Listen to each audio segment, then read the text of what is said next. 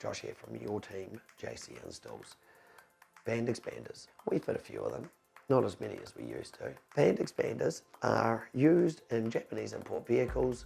So what they do is they trick the stereo into picking up some more of the Christchurch stations than what the stereo currently does. So we put in one like this. So this is a 14 megahertz item. So it tricks the stereo into picking up radio stations 14 megahertz early.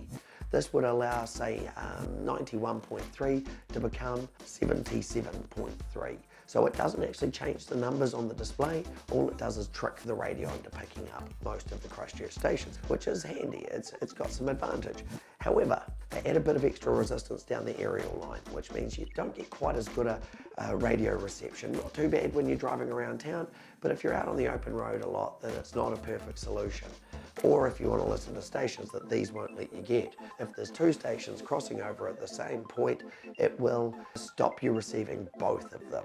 So changing the stereo is quite often a better way of solving the problem. This is an imperfect solution. This is potentially a perfect solution.